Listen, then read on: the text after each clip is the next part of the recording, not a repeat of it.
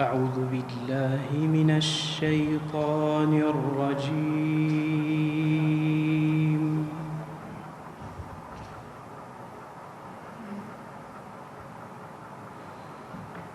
بسم الله الرحمن الرحيم.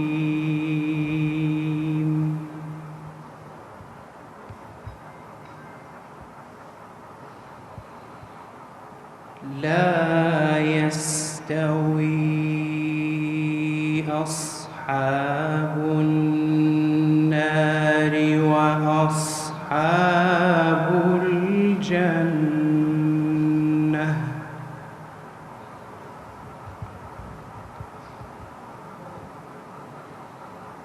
أصحاب الجنة هم الفائزون.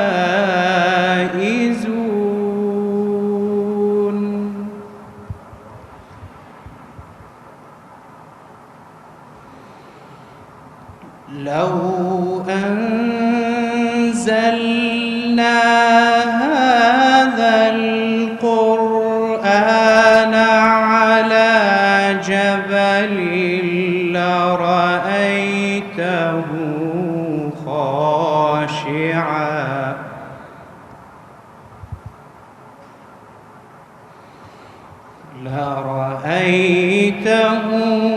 خاشعا متصدعا من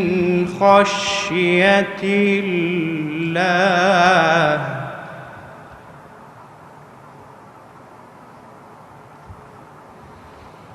وتلك الأمثال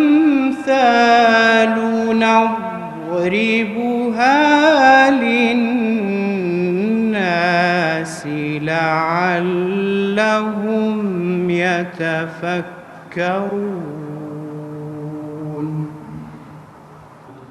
وادانیشتوم چ جیاوازە کەلامت یان خۆت بێتەلام ئەم شەو نەزلی کەلامتە شیرین کەلام. خودایگیان تۆ قادری و خەدرم ئەوێ نانوم ئەم شەو بەش دەرکەوی ڕوتم ئەوێ. خودایگیان تۆ قادری قەدرم ئەوێ نانوم ئەم شەو بەش دەرکەوی ڕوتم ئەوێ. وتەی بەخێرهاتن لەلایەن بەڕێز مامۆستا عەبدولوەهاب سەنگاویەوە پێشکەشمان دەکرێت. با بەڕێزیان فەرموو. بسم الله الرحمن الرحيم. الحمد لله رب العالمين والصلاة والسلام على رسول الله محمد وعلى آله وصحبه أجمعين. داوا لخوای پەروەردگارەکەین خوای گەورە تاعەت لە هەموو لایەکمان قبول بکە. خوای تەعالا لەو کەسانەمان بگێڕێکە لە ئاگری دۆزەخ ئازادیان ئەکا و خوای گەورە ڕۆژوو قورئان بکاتە شەفاعەتکارمان لە ڕۆژی قیامەتە. خۆشەویستانم پێویست بۆ ناکا من بەخێرهاتنی بەڕێزتان بکەم. ئەم ماڵە ماڵی خوایە و بۆ هەمومان وەکو یەک وایە. هەر عرفەن مەگەر ئەوەندەی کە ئێمە لەم گەڕەکاین و بەڕێزتان لە شوێنی دوورەوە عەزیەتان کێشا و ماندوو بوونە یەخوا بەخێر بێن و خوا پاداشتی خێرتان باتەوە یا ڕەبی کە هاوبەشیمانتان کردووە لەگەڵ ئەهلی ئەم گەڕەکە و قوتابیانی و قوتابخانە و مامۆستایانی بەڕێزێ کە ئەم شەو بە ئیزنی خوا ئیجازەیان پێ ئەدرێت. دیارە خۆشەویستانم ئەو براو خوشکە بەڕێزانەی کە ساڵانێک تەرخان ئەکەن بۆ ئەوەی بە جوانی قورئان فێر ببن گومانی تیان نییە دەیان ئایات و فەرموودەی پیرۆز هەن کە باسی فەزڵ و گەورەی قورئان و ئەهلی قورئان ئەکەن. ئەوە یەکەم هاندەری ئەوانە بۆ ئەوەی کە بێنە ئەو مەیدانەوە تەحەمل بکەن ساڵانێک هەتاکو دەقائیقی قورئان بە جوانی وەربگرن و بەو شێوەیە ئەدای بکەن بەو شێوەیە بیگێنن کە خوای تەعالا دیارە ئێمە ئینسانین توانامان مەحدودە ئەوەندەی کە لە توانامانە بێ هەوڵی ئەوە ئەدەین ئەدای قورئان بەو شێوەیە بکەین کە پێغەمبەری خوا صلی الله علیه وسلم گەیاندوێتی بە هاوڵانی خۆی هەوڵی ئەوە ئەدەین. جا پێغەمبەری خوا فەرمودەی زۆرن خيركم من تعلم القرآن وعلمه الماهر بالقرآن مع السفرة الكرام البررة. یان چەنان فەرمودەی لەو بابەتە کە علي كري أبو طالب أفرمي في غمر صلى الله عليه وسلم فرمي أهل القرآن أهل الله وخاصته شنان فرمودي لو باريوة كباسي فضل أهل القرآن أكاد يارا أمانة هاندرن تشجع كرن بو أوي خلقانيك براو خشكانيك تحمل بكن شن صال بين شوك دابدن جاري واهي علمي زور باشيان بيه من بشانازي وأيضا كسيكي وكو دكتور طاهر كالحمد لله يكيك لو كسانيك لم شارع أهل علم يعني لدانا داني أهل أو ما وصلوا زانانا كعلمي زور باش وباكو شاكي فيه كديت بو علم وداءني شيء بچەند ساڵ متابعەی شێوازی دەقائیقی قورئان و ئەدای قورئانی ئەکا ئەمە بەڕاستی یەکەم پاڵنەری ئەو فەرمودانەیە. دووەم خۆشەویستانم ئەوەی کە ئیجازە وەرئەگرێ مهمەی ئەهلی ئیجازە ئەوەیە کە پاراستنی دەنگی قورئان هێواش هێواشکە دەست بە دەست نەقڵ بکرێ چۆن پێغەمبەر صلی الله علیه وسلم هاوڵانی فێر کردووە، هاوڵان یەکتریان فێر کردو و تابعینیان فێر کردو، ئەوان دوای خۆیانیان فێر کردو دەم بەدەم بۆ ئەی ئەم قورئانە بە دەیان ساڵ و سەدان ساڵ و هەزار ساڵ و ئەوە کە دێت ئەگەر بەهاتایە بە حاڵ گۆڕانی بەسەرا بەهاتایە لە جیلێک بۆ جیلێکی تر ئێستا قورئان نەئەناسرایەوە، ئێستا وەکو خۆی نەئەما، بەڵام ئەو دەست بەدەست و دەم بەدەمەی کە نەقڵ ئەکرێ و محاولەی ئەوە ئەکرێ مەدێک درێژکردنەوەیەک چەندە مینگەیەک لە حرفێک لە کەلیمەیەکایە گەورەکردنی حرفێک بچووکردنەوەی حرفێک يعني تماشا أكي أو شوازة دقائق أما بأهل إجازة أكري بخلقي عام ناكري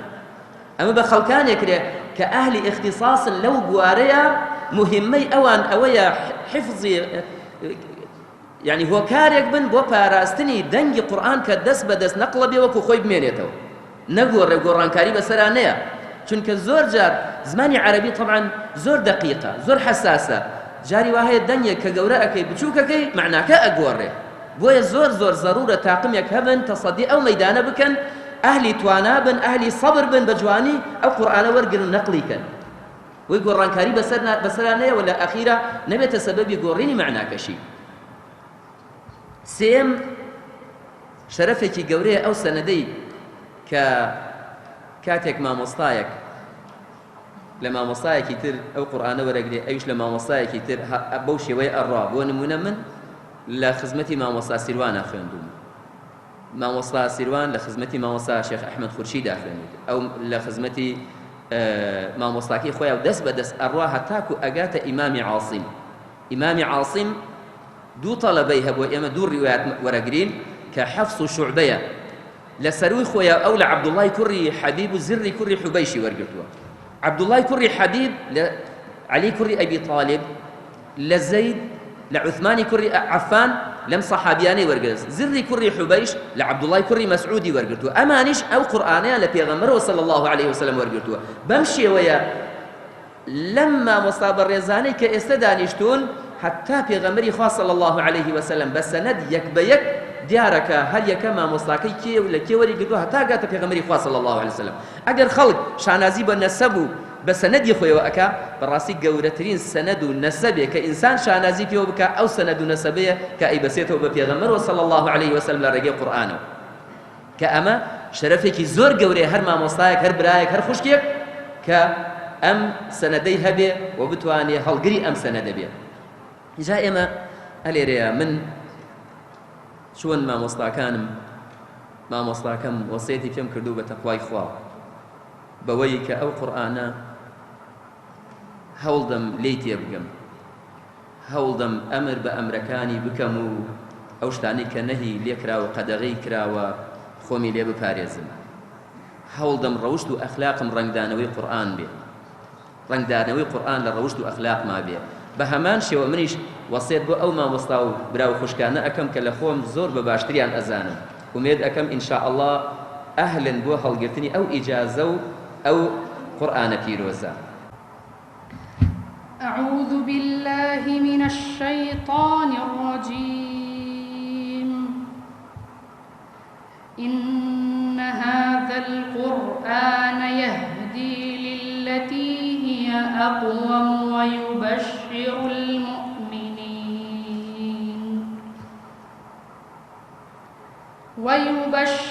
المؤمنين الذين يعملون الصالحات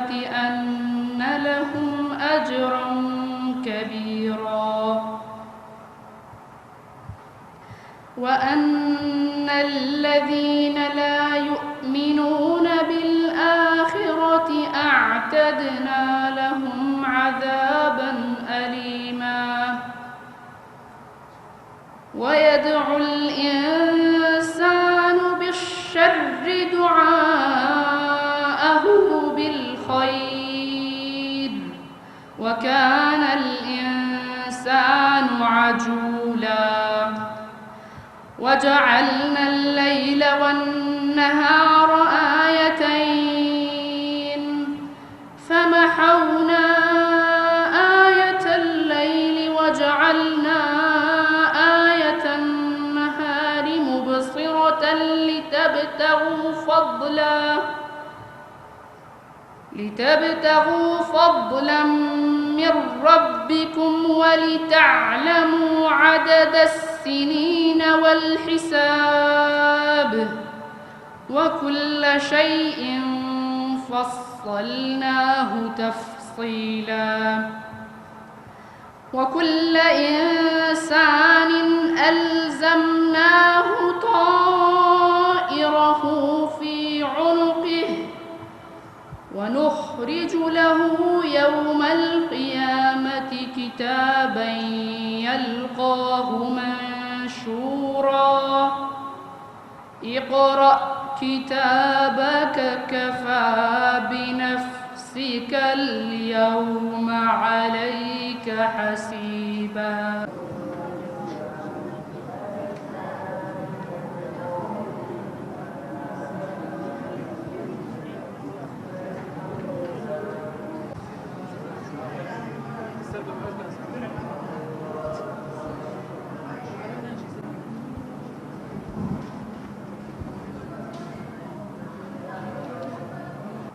خی گەورە پاداشتی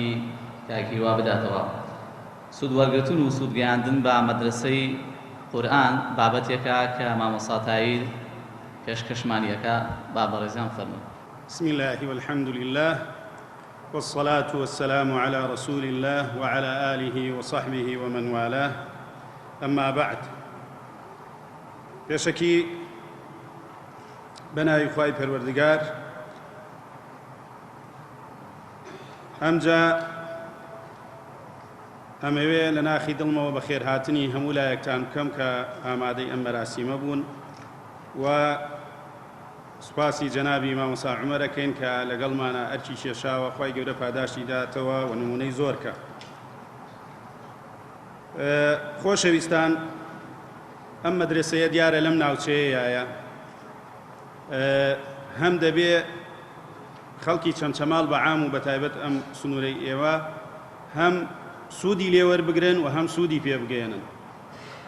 سوود وەرگرتنەکە ئەلحەمدولیلا هەر لێرە جەنابی مامۆستا و چەند مامۆستایەتر لە مەدرسەکەیە هەن و جەنابی مامۆستا ئەحمەد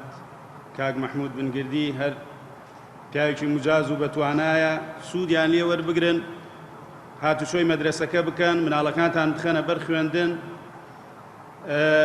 بۆ ئەوەی ئیستیفادە لەو عیلمە بکەن کە ئەم پیاوانە پیانە. ئەمجا ئەم دەرگای مەدرسەیە کراوەیە، ئیتر لە عوتڵەی هاوی نابێ یان لە هەر مانگەکانی ساڵا بێ بە بەردەوامی دەرسی تیا ئەوترێتەوە، دەرسی تیا ئەخوێنرێ بۆ خوشکان و بۆ برایانیش. لەبەر ئەوە لەم زەمەنی فیتنەیە زۆر پێویستە زۆرمان داماوین بەدەست پەروەردەکردنی مناڵەکانمانەوە. ئەم مەدرسەیە جانبێکی ئەو پەروەردەیە ئەگرێتە ئەستۆ، هەم قورئانیان فێرەکە هەم ئەخلاقی قورئانیشیان فێرەکە. لەبەرەوە ئەمە نورێکە لەم مەنتیقەیە هەمووتان ئیستیفادەی لێ بکەن، دەستی پێوە بگرن و دەبێ هاوکاری ئەم مەدرسەیەش بکرێ بە هەموو شێوەیەک، ئیتر چی مادی بێ یا معنەوی بێت، چونکە ئەم مەدرسەیە ڕاستە مەدرسەیەکە لە ڕێگەی ئەوقافەوە ئیجازەی پێدراوە، بەڵام هیچ موچە و شتێک بۆ مامۆستاکان تەرخان نەکراوە، یا بۆ کتێب بۆ موسحەف بۆ پێداویستی مەدرسەکە. ئەلحەمدولیلا زانین هاوکاریتان کردووە، مەدرسەکە بە هیمەتی موسڵمانان نراوەتە پێوە و دروست کراوە، بەڵام دەبێ ئەو یارمەتیانە بەردەوام بێ، هەر کەسێ خۆی توانێ قورئان فێر بێ با بچێ. بەتایبەت ڕووی دەمم لە گەنجەکانە، ئەو گەنجانەی کە لە ناوەندی و سەروترن ئەوانەی کە لە زانکۆن لە معهەدن یان تەخەڕوجیان کردووە ئەمانە زوو فێرە بن ئەوەندەی لەگەڵ فەیسبوک و پەبجی و ئەوانەیە خەریکە بن ئاگاتان لە قورئانەکە بێ وەرن هاتووی ئەم مەدرسەیە بکەن ئێوە زووتر فێرە بن و ئەتوانن خەڵک فێرکەن لەبەرەوە بە هەموو شێوەیەک ڕووبکەنە مەدرسەکە ئینشاءالله لەبەرەوەی وەکو پێویستیش با بڵێم مزگەوتەکان دەرسی تیانە لەبەرەوە گرنگە بایەخ بەم مەدرسەیە بدرێت هەر کەسێکیش ناتوانێت قورئان فێر بێت تەمەنی هەیە پارە و دەسەڵاتی هەیە با هاوکاری ئەو تەلەبانە بکە کەفالەتیان بکە بۆی بتوانن خوێندنەکەیان بەردەوام بن هەر کەسێک ئەگەر ئەیەوێ لە میزانی خوایە چاکترین کەس بێ با دەست بە قورئانەوە بگرێت پێغەمبەر عەلەیهی سەڵات وسەلام فەرموویەتی خەیڕکم من تەعەلەمە القورئانە وعەلەمە باشترینتان ئەو کەسانەتانن کە فێری قورئانە بن و خەڵکی فێرەکەن کەوابوو ئێمە ئەگەر ئەمانەوێت چاکترین کەسانێک بین لە لای خوا لە میزانی خوایە دەبێت دەست بە قورئانەوە بگرین هەم خۆمان فێر بین هەم خەڵکانی تر فێر بکەین هەر کەسێ ئەیەوێت تاجی وەقار تاجی شکۆ بنرێتە سەری تاجی ڕێز و شکۆمەندی بخرێتە سەری با لەگەڵ قورئانە خەریک بێت پێغەمبەر عەلەیهی سەڵات وەسەلام ئەفەرمێ لە ڕۆژی قیامەتە تاجێک ئەندرێتە سەر ئەو کەسەی کە قورئانی خوێندووە پێوترێت تاجی وەقار و دایک و باوکیشی پۆشایکێکیان لەبەر ئەکرێ لە هەموو دنیا گران بەهاترە جا ئەگەر کوڕەکەت تاجی وەقار بنرێتە سەری و خۆتیش ئەو پۆشاکە بکرێتە بەرت چی لەوە گەورەتر هەیە هەروەها ئەو کەسەی کە قورئان ئەخوێنێ و بە جوانی زەبتی ئەکا و لەبەری ئەکا و کاری پێ ئەکا لە قیامەتها پێ ئەڵێن بخوێنە و سەرکەوە حتا قورئان بخوێنێ پلە بە پلە سەرەکەوێ حتا ئەگاتە بە گوێرەی قورئان خوێندنەکەی و ئیخلاسەکەی و کارپێکردنەکەی بەرزە بێتەوە ئیلا مەگەر ئەوەندەی کە خوای گەورە خۆی بزانێت چەندێ بەرزە بێتەوە لە بەهەشتا مسلمانان کاتێ موسا عەلەیهی سەلام خوای پەروەردگار وەحی بۆ ناد موسا حەزیە کرد خوای پەروەردگار ببینێ داوایە کرد خوا ببینێ کە کۆمەڵێ لە قەومەکەشی برد بۆ گفتوگۆ لەگەڵ خوایە ئەوانیش هەر داوای بینینی خوای پەروەردگاریان کرد ئێمە لەو حادیسەیەوە بۆمان دەرەکەوێ ناتوانین خوا ببینین بەڵام ئەتوانین قسەکانی خوا ببیسین قسەکانی خوا بریتیە لەو قورئانەی کە لەبەردەستمانایە هەر هەموومان ئەتوانین بیبیسین سوودی لێ وەربگرین چی لەوە خۆشترە کە تۆ یعنی دڵت مێش کرد گوێج کرد قسەی خوای پەروەردگار بەناوی بڕوە کەلامی خوای پەروەردگار بەناوی بڕوە زۆر گەورەیە من ناتوانم دەستخۆشی مامۆستا بدەمەوە بەو معنایی کە ئەوەی کە ئەو کردێتی بە هیچ کەس ناکرێت من سوپاسی خوای گەورەکەم لەسەر ئەم ئیجازەی کە پێمی بەخشی و لە ژێر دەستی مامۆستا عومەر بەڕاستی هەر ئەوە ناڵێمەڵم خوای گەورە پاداشتی بداتەوە من ناتوانم پاداشتی بدەمەوە نزیکەی 5 بۆ 6 دانە ساڵە خەریکم بە فەزلی خوای گەورە ئەلەم شەوە مبارەکەیە ئەم ئیجازەیەم پێ بەخشرا ئەم ئیجازەیە لەخوا بەزیاد بێ ناوی من چووە ناوی سەنەدی پێغەمبەری خوا صلی الله علیه وسلم ئەگەڕێتەوە بۆ پێغەمبەری خوا صلی الله علیه وسلم وەکو چۆن پێغەمبەری خوا صلی الله علیه وسلم قورئانی خوێندووە ئینشاءالله خوای گەورە لێمانی قبوڵ بکا و خوای گەورە عملیشمان پێ ببەخشێ بۆ قورئانە ئینشاءالله حتما ئەم گرنگی ئەم جۆرە ئیجازانە ئەوەیە کە ئەم قیرائەتانە نەفەوتێ وەکو چۆن پێغەمبەری خوا صلی الله علیه وسلم خوێندوویەتی بەو شێوازەی پێغەمبەری خوا صلی الله علیه وسلم دەست بەدەست هاتووە بۆی ئەم قیرائەتە لە دەست نەچێ بۆی جیلێکی دوای ئێمە کە هات ئەم قیرائەتی ئێمە بزانێ ئەمە گرنگی کێتی و بێ لەوەش کە خزمەتکردنی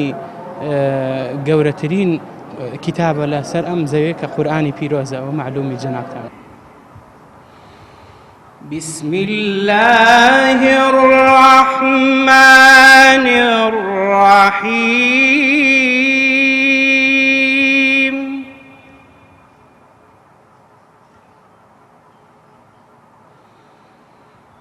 لا يستوي أصحاب النار وأصحاب الجنة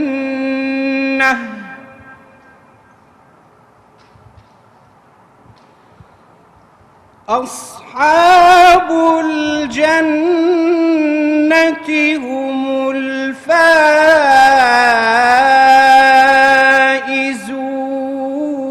الفائزون.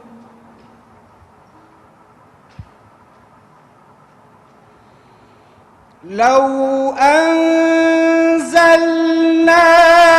هذا القرآن على جبل لرأيته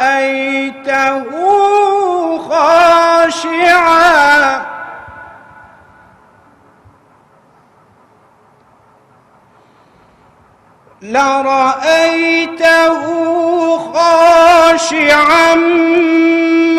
متصدعا من خشية الله.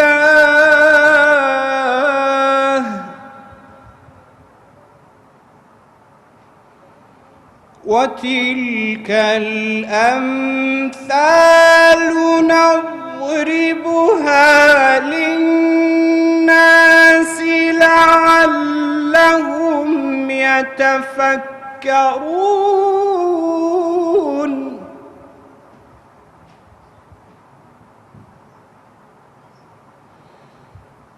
هو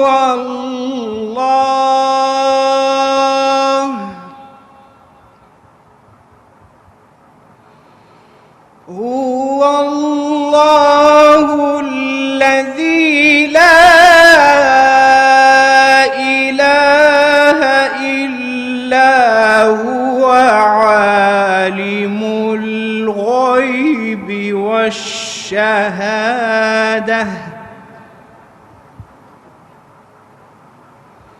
هو الرحمن الرحيم. هو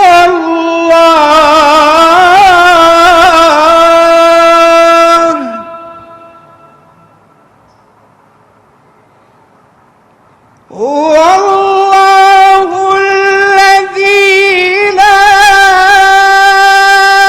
إله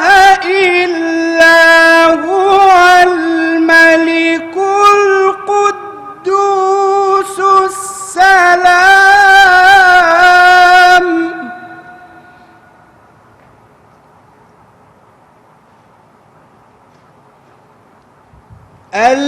القدوس السلام المؤمن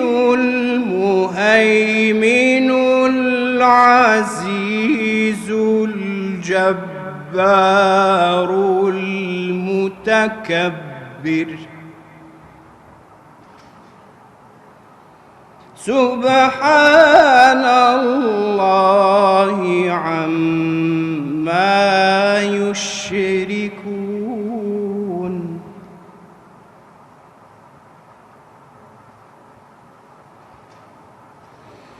هو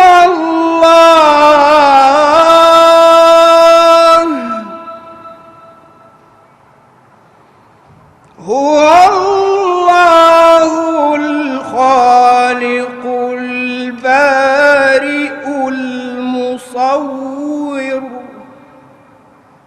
له الأسماء